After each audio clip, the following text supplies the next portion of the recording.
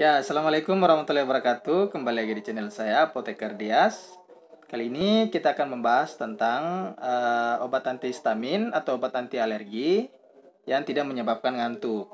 Nah, biasanya kan obat alergi atau obat antihistamin itu kan dia menyebabkan ngantuk. Nah, kali ini kita bahas tentang obat antihistamin yang tidak menyebabkan ngantuk. Jadi bisa menjadi pilihan kalau misalkan mau menggunakan obat antihistamin atau obat anti alergi. Nah, seperti apa pembahasannya? Check it out.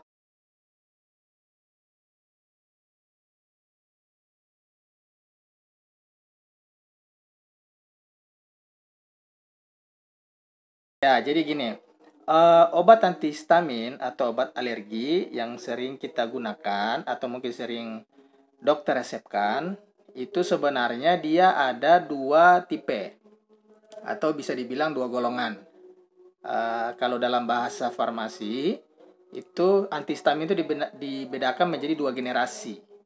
Jadi ada generasi pertama, ada antihistamin generasi kedua. Jadi kalau untuk generasi pertama itu dia mempunyai efek penenang, ya penenang, mohon maaf. Jadi generasi pertama itu seperti yang sudah biasa kita temukan, misalkan CTM ya, salah satunya adalah CTM. Kalau bahasa apa namanya zat aktifnya itu klorpeniramin. Nah itu generasi pertama. Generasi pertama ini dia mempunyai efek penenang, jadi dia bisa menyebabkan ngantuk. Itu untuk generasi pertama. Lalu untuk generasi keduanya itu contohnya adalah cetirizine. Nah, itu juga sering kita temukan ya. Cetirizine, kemudian loratadine, desloratadine. Nah, itu adalah antihistamin atau anti alergi generasi kedua. Nah, generasi kedua ini dia tidak menimbulkan efek penenang. Meskipun ada sedikit efek ngantuk, tetapi tidak sebesar seperti generasi pertama. Jadi, misalkan Anda ingin mengkonsumsi obat antihistamin.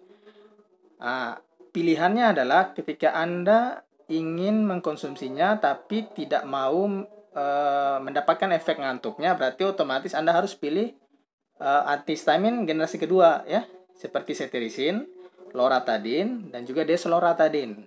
Nah, kalau misalkan Anda ingin meminum obat antihistamin untuk misalkan sebagai efek ngantuknya diperlukan, misalkan ingin tidur malam kan, jadi ingin minum obat supaya tidurnya tenang. Nah, bisa dipakai untuk generasi yang pertama yaitu CTM.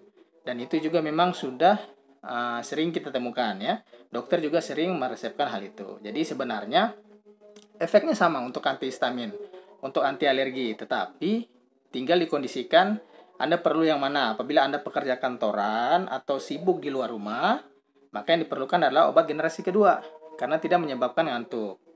Nah, kalau misalkan Anda ingin tidur malam untuk istirahat, misalkan bed rest atau sebagainya, maka pakai yang generasi pertama yaitu CTM. Oke? Kira-kira bisa dibedakan mana antihistamin yang dapat menyebabkan ngantuk dan ada yang tidak menyebabkan ngantuk. Generasi pertama menyebabkan ngantuk, generasi kedua tidak menyebabkan ngantuk. Meskipun ada, tetapi tidak sebesar generasi pertama. Oke? Sekian simpel saja penjelasannya.